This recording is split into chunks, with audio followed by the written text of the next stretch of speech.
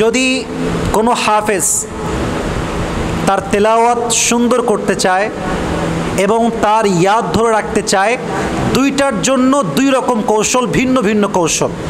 অনেক হাফেজ, হুজুররা আমার সঙ্গে একমত হবেন অবশ্যই, তেলাওয়াত সুন্দর কিন্তু ইয়াদ নাই। হুজুর এরকম আছে না? আবার অনেকেই আছে খুব ইয়াদ, আপনাকে এক বসায় ফরম সূরা ফাতিহা টু সূরাতুন নাস শোনায় দিবে এক বসায়, কিন্তু তেলাওয়াত ভালো না। এরকমও আছে। যারা ভালো হাফেজ, যাদের ইয়াদ ভালো, তারা অলওয়েজ একটা বিষয় খুবই sensitive, they are very alert about it, they are very energetic about it. একটা বিষয় আমরা খুব খেয়াল রাখি যাদের ইয়াদ ভালো, সেটা হচ্ছে উঠতে, বসতে, খেতে, ঘুমানোর আগে, নামাজে অলওয়েজ তেলাওয়াত করা। কি করা বলো তো সবাই? আমরা বলি তো সবাই কি করা? তেলাওয়াত করা। আচ্ছা দেখো, আমি একটা কথা বলবো এখানে, এটা কোনো অহংকার না, এখানে ওলামা ইকরাম আছেন। আমার এখনও মনে আছে, এটা আমি আগেও বলেছিলাম একবার হয়তো বা, আমি যখন কাফিয়া জামাতে পড়তাম, এটা কওমি মাদ্রাসা নেসাবে একটি জামাতের নাম বললাম, কাফিয়া জামাত। আমার এখনও মনে আছে, আমি ওয়াল্লাহি আল্লাহর শপথ করে বলছি, এটা কোনো অহংকার নয়, it's not show off, just তোমাদেরকে মোটিভেট করতে চাই, তোমাদেরকে উদ্বুদ্ধ করতে চাই, যারা ছাত্ররা তোমরা এখানে আছো। আমি এক রোজার থেকে নিয়ে আর এক রোজা পর্যন্ত পুরো এক বছরে প্রত্যেকটা এক্সামে, অর্থাৎ প্রত্যেকটা পরীক্ষায় প্রথমও ছিলাম। ইভেন উত্তরবঙ্গে যে বোর্ড ছিল, বোর্ডে আমি স্ট্যান্ডও করেছি, 10 জনের মাঝে আমার নামও ছিল। এবং ওই পুরো বছরে আমি প্রায় 4 থেকে 5টা কিতাব তাকরার করাতাম। এই সব কিছু মেইনটেন করে পুরো বছরে এক রোজা থেকে নিয়ে আর এক রোজা পর্যন্ত, অর্থাৎ এক ঈদ থেকে আর এক ঈদ পর্যন্ত আমি মোট 93 খতম তেলাওয়াত করেছিলাম। সবাই পড়ি আলহামদুলিল্লাহ। বলবেন যে আপনি কি খুব অহংকার করছেন? না, অহংকার না। আমি কেমনে করেছি আমি জাস্ট শেয়ার করছি আপনাদেরকে বোঝাবার স্বার্থে, যেন আপনারাও ট্রাই করেন। আমার এখনও মনে আছে, এটা মিথ্যা না, কারণ আমার ছাত্র ভাইরা হয়তো এটা শুনবে ইউটিউবে বা ফেসবুকে। আমি প্রত্যেক দিন ঘুম থেকে উঠতাম ঠিক ভোর 3টা থেকে 3:30টার ভিতরে। আমার এখনও মনে আছে যে আমি প্রত্যেক দিন তাহাজ্জুদে কমপক্ষে 2 থেকে 3 পারা তেলাওয়াত করতাম। আমি শিখাচ্ছি, এদিকে বাচ্চারা এদিকে তাকাও, বাবুরা এদিকে তাকাও, তেলাওয়াত কেমনে করবা? আমরা 5 ওয়াক্ত নামাজ পড়ি না? আরে বলো না, পড়ি না? আমরা পড়ি, মাশাআল্লাহ। প্রত্যেক দিন তাহাজ্জুদে উঠবা, উঠে আল্লাহু আকবার দিয়ে শুরু করবা, যা ইয়াদ আছে পড়া ট্রাই করবা।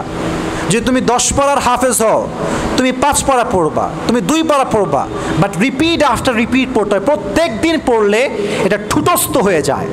তো আমার এখনও মনে আছে, আমার রেগুলার প্রসেস যা ছিল, দৈনন্দিন আমি যেমনে পড়তাম, এটা হচ্ছে প্রথমে উঠে আমি তাহাজ্জুদে পড়তাম, পড়ে আমি কিতাব মুতালা করতাম।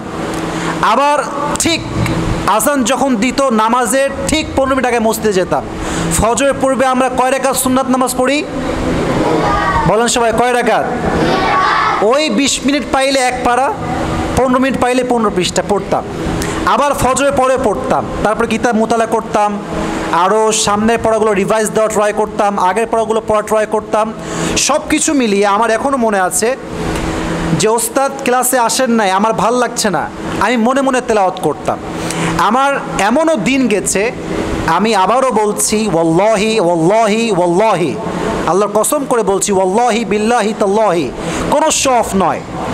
আমার এমনও দিন গেছে আমি একদিনে 2 খতম তেলাওয়াত করেছি। কয় খতম? 2 খতম। কেমনে পেরেছি? এটার একটাই মাধ্যম, আমার প্রিয় ছাত্র ভাইয়ারা, একটাই মাধ্যম, তোমাকে মনে মনে পড়ার অভ্যেসটা করে তুলতে হবে। মনে মনে পড়া, এটা ছাড়া তুমি পারবা না। মনে করো তুমি খেতে বসেছ, খাওয়ার পূর্বে তেলাওয়াত করা, মনে মনে তেলাওয়াত। বাসায় যাচ্ছ, রিক্সায় তেলাওয়াত করা। আমার এখনও মনে আছে, আমি যখন নানি বাড়ি গেছিলাম, আমার নানি বাড়ি যাওয়ার সময় আমি 1 খতম মনে মনে পড়েছি, আসার সময় আমি 1 খতম মনে মনে পড়েছি। আর ইয়াদ এতটা ভালো হয়ে গেছিল পড়তে পড়তে, যে আমার ওই সময় চ্যালেঞ্জ ছিল যে আমি পুরো 1 খতম শোনাবো, এক বই থেকে সূরা ফাতিহা থেকে সূরা নাস পর্যন্ত, আমার একটা লোকমাও যাবে না। তো চ্যালেঞ্জ করার পরে আমার সঙ্গে 3 জন বসেছিল যে আমরা শুনবো আপনার পড়া সূরা ফাতিহা থেকে নিয়ে সূরা নাস পর্যন্ত, দেখবো ভুল হয় কিনা। তো আমার এখনও মনে আছে, আমি সরে জামি পড়তাম, পুরো 1 খতম শুনিয়েছি ফজরের পরে শুরু করেছিলাম, তারপরের দিন ফজরের সময় যেহেতু স্লোলি পড়েছিলাম, এক ফজর থেকে নিয়ে আর এক ফজর পর্যন্ত শুনিয়েছি। আমার পুরো কোরআনে ভুল গেছে মাত্র একটা। আলহামদুলিল্লাহ। এটা কেন সম্ভব হয়েছে? শুধুমাত্র কন্টিনিউয়াসলি তেলাওয়াতের জন্য। তো তোমরা যারা আছো সবাইকে আমি লাস্ট কথা বলছি এই বিষয়ে, নামাজে পড়ার অভ্যেস করে তুলো। পাশাপাশি যখন হাঁটছো, চলছো, খাবার খাচ্ছো, রাস্তায় গিয়ে খেলতেছো, মাঠে খেলতেছো, তখনও তেলাওয়াত করবা। তুমি যদি তেলাওয়াত এমনি করতে পারো মনে মনে এবং চলতে ফিরতে উঠতে বসতে, ওয়াল্লাহি তোমার তেলাওয়াত এবং তোমার ইয়াদ এত ঠুটস্থ হবে তোমাকে পৃথিবীর কেউ প্রশ্ন করে কখনো আটকাতে পারবে না। ঠিক কিনা বলো তোমরা সবাই? আল্লাহ সবাইকে পরিপূর্ণ তেলাওয়াত করার তৌফিক দান করুক। আমরা সকলেই পড়ছি আমিন।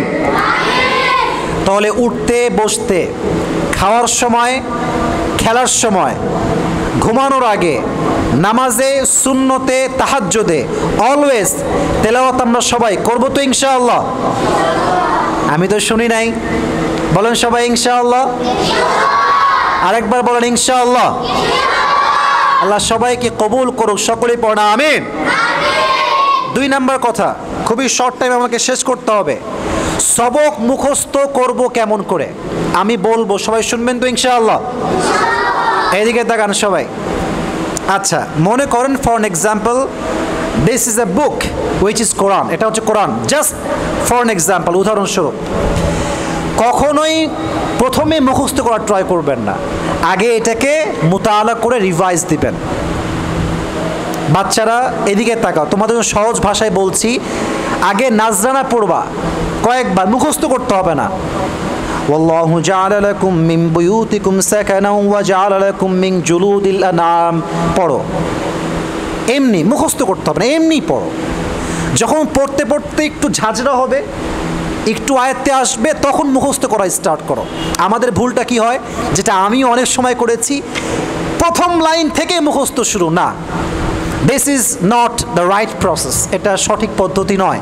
আগে আপনি দুপুরের পরে নাজরানা পড়েন, এটাকে ঝাঁঝরা করেন আগে, অ্যান্ড দেন বাদ মাগরিব এটাকে মুখস্থ করবেন। এবং সবাইকে আমি বলবো মুখস্থ করার পরে তাহাজ্জুদের সময় উঠে আবার নামাজে পড়বেন। রাজি আছেন তো সবাই ইনশাআল্লাহ? আগে নাজরানা, যখন ঝরঝরে হয়ে যাবে মুতাআলাটা, তারপরে মুখস্থ, তারপরে উঠতে বসতে তেলাওয়াত, তারপরে তাহাজ্জুদে, তারপরে হুজুরের সামনে। ওয়াল্লাহি এই প্রসেস যদি কেউ পড়তে পারে, হুজুরের সামনে কখনো একটা আয়াতেও আপনি বাঁধবেন না। সকলে বলেন ইনশাআল্লাহ। আমার জীবনে আমি একদিনে সবক দিয়েছি 17 পৃষ্ঠা। কত পৃষ্ঠা?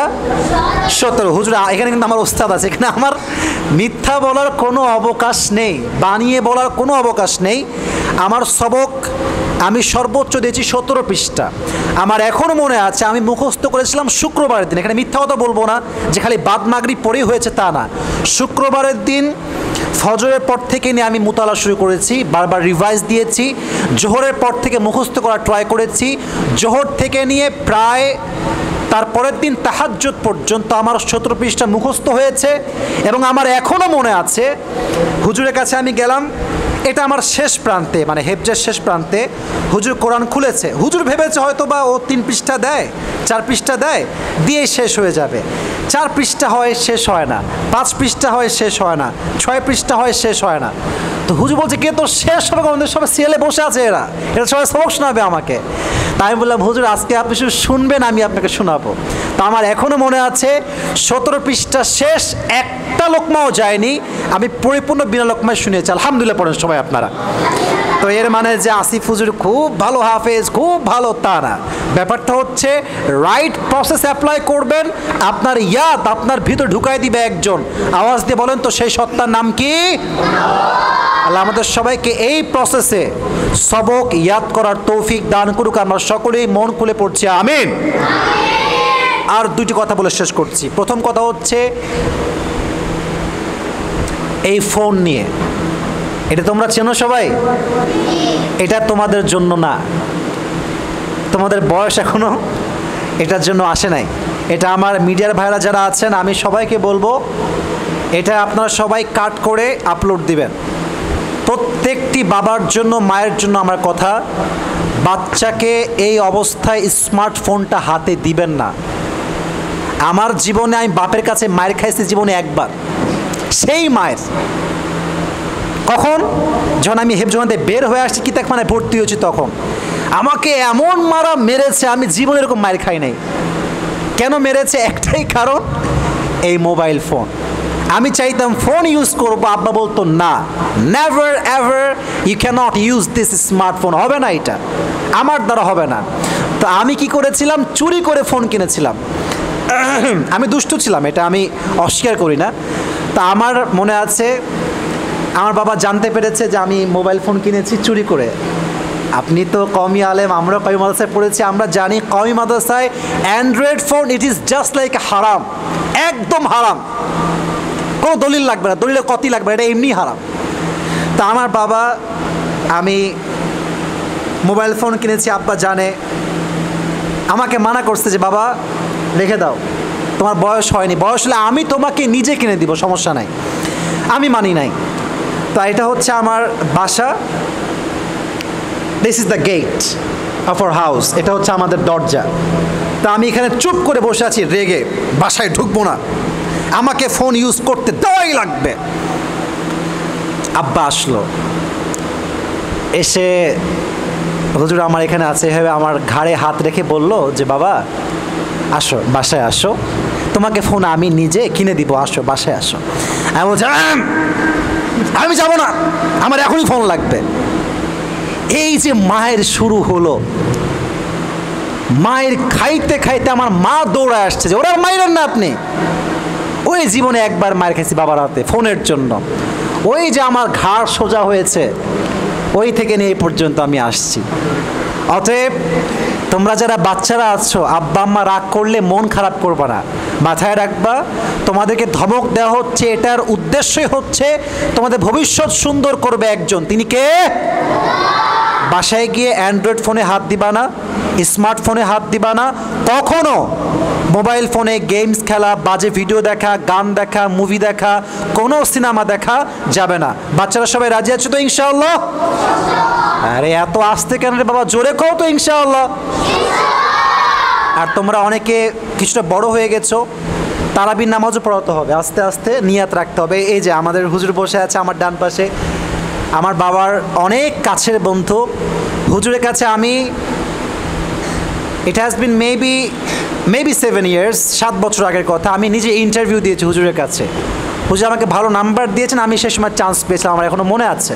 তো ভালো হাফেজ হলে তোমার তারাবি খোঁজা লাগবে না, মানুষ তোমাকে হায়ার করে নিয়ে যাবে। এটা আমাদের ভুল ধারণা যে ভাই তারাবির নামাজ দেন না, তো পড়াই না, দেন না, হবে না এমনি। আপনাকে নিজের যোগ্যতায় অর্জন করতে হবে। রাজি আছেন তো ইনশাআল্লাহ? আমার কথা শেষ, আমি শেষ কথা আমার মিডিয়ার ভাইদেরকে বলবো। মিডিয়ার ভাইরা অনেকে আসছেন, আপনার প্রিয় ভাইরা, আমার এখানে 2-1 জন পরিচিত আছেন, বাদ বাকি সবাই আমার অপরিচিত।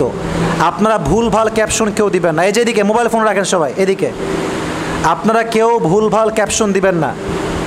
এখানে এমন ছিল মিডিয়ার আছেন যারা মেয়েদের ছবি দিয়ে ভিডিও আপলোড দেন, এটা আমি জানি।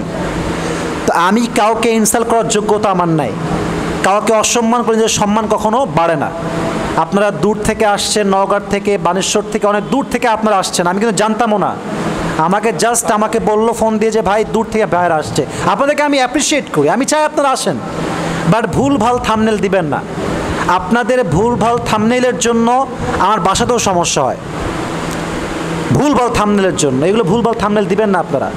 এবং অনেক যুবককে দেখেছি ইউটিউবে ভিডিও আপলোড দেয় মেয়েদের সঙ্গে ছবি দিয়ে, অমুক তমুক ইত্যাদি। ভাইরে এসবের দরকার নাই, আপনার টাকা হারাম হয়ে যাবে। আপনার কন্টেন্ট একরকম, আপনি থাম্বনেল দেওয়ার রকম, এটা কেমন কথা ভাই আমার? তো এখানে অনেকগুলো মিডিয়ার ভাইরা আসছেন, সবার কাছে আমার বিনীত আবদার, কারোর সঙ্গে আমার শত্রুতা নাই, মারামারি নাই, ঝামেলা নাই, কাটাকাটি নাই। আমি আসিফ সাব কথার মানুষ, কখনো ভুলভাল থাম্বনেল দিবেন, আমি নাম উল্লেখ করলাম না, ভুলভাল থাম্বনেল দিবেন না। আল্লাহ মিডিয়ার ভাইদেরকে স্বচ্ছভাবে ইসলামের জন্য কাজ করার তৌফিক দান করুক। আমরা সকলেই মন খুলে পড়ছি আমিন। এবং আমি সর্বশেষ একটি কথা বলেই শেষ করছি। আমরা এখন যেখানে বসে আছি এটি হচ্ছে কোর্ট স্টেশন থেকে ঠিক ডান দিকে লিলিহরের মোড়ের পূর্বে, তাই না? এই রাস্তাতে আমাদের এই মাদ্রাসা অবস্থিত।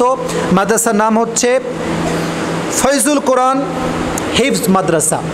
আমি এখানে সবাই গ্রহণযোগ্য ব্যক্তিরা আছেন, মিডিয়ার সামনে বলছি, যারা সন্তানকে মানুষ করতে চান, এই মাদ্রাসা একটি গ্রহণযোগ্য প্রতিষ্ঠান in Rajshahi. I really believe that. হুজুরেরও মাদ্রাসা আছে, এটা হচ্ছে রানীবাজারে, ওটাও খুবই ভালো মাদ্রাসা। আমরা যারা সন্তানকে ভর্তি করাতে চাই, আমি আসিফের জায়গা থেকে আমি ইনশিওর করছি, because I am his student, আমি তার ছাত্র, উনি আমার ওস্তাদ। তো আমার ওস্তাদকে নিয়ে আমি এতটুকু ইনশিওর করতে চাই যে ওনার তেলাওয়াত অসাধারণ, রিসাইটেশন ইজ রিয়েলি অ্যামেজিং। আমি আগেও শুনেছি, আমি জানি, আমি মস্ত করেছি আমার হুজুরের কাছে। তো যারা সন্তানকে হাফেজ করতে চান, এই তো অক্টোবর চলছে, নভেম্বর ডিসেম্বরের পরে ভর্তি শুরু হবে। সবাই এখানে আসবেন, মিডিয়ার মাধ্যমে বলছি সবাইকে, যদি আপনারা এখানে এসে আমার পরিচয়টা দেন, অবশ্যই এটা আপনি শিওর থাকবেন সর্বোচ্চ ছাড় দেওয়া হবে। আল্লাহ সকলের সন্তানকে যেন আলেম বানাতে পারে, হাফেজ বানাতে পারে, ইখলাসের সঙ্গে আল্লাহ তৌফিক দান করুক। আমরা সকলেই পড়ছি আমিন। সময় আমরা আগাবো না, সামনের দিকে অলরেডি 1টা বেজে গিয়েছে। আমাদের সভাপতি সাহেব আছেন, আমার উস্তাদ সমতুল্য, আমার পিতা সমতুল্য। আমি অনুরোধ করব হুজুর কিছু কথা বলার জন্য, এবং তারপরে আমরা দোয়ার দিকে এগিয়ে যাব। আমরা সকলেই বলছি ইনশাআল্লাহ। আমি অধম যা যা বলেছি, আল্লাহ সবাইকে মানা, বোঝা এবং আমল করার তৌফিক দান করুক। আমরা সকলেই পড়ছি আমিন।